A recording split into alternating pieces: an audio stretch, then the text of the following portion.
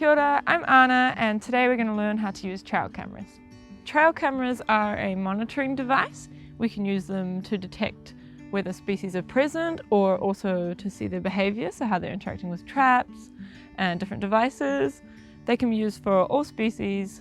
There's motion detection cameras and thermal cameras, and cameras with SD cards that you remove or ones that send you pictures. So this is the Browning field camera. It has a little clip on the side you open up, and in there's a sort of a screen and some buttons you can use to change the settings.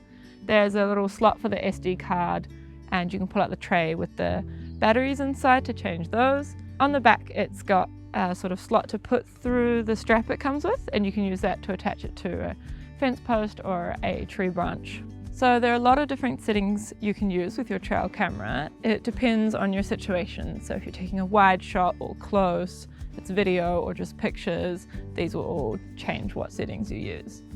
First thing you need to do when setting up your camera is making sure that it is clean so that the shots are clear and not blurry. I use a toothbrush to just kind of brush off any of the dirt, and I do this every time I visit the camera as well.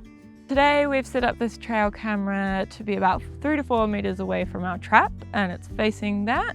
This camera here we've installed on this fence post at about chest height. We've used the strap that it came with to tighten it, and in order to get it angling down at the trap, we've just put a branch in behind which kind of pushes it forward, angles it down. One thing we can do once our camera is set up to encourage animals interacting with it is using a scent or a blaze in the area. One trick for checking that the camera is facing the trap is that you can just take a photo with your phone.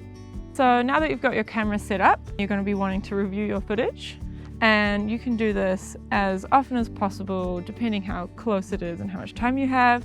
So this could be once a day, once a week, or once a month. So there's a lot to learn about cameras, and for more information go to predatorfreenz.org.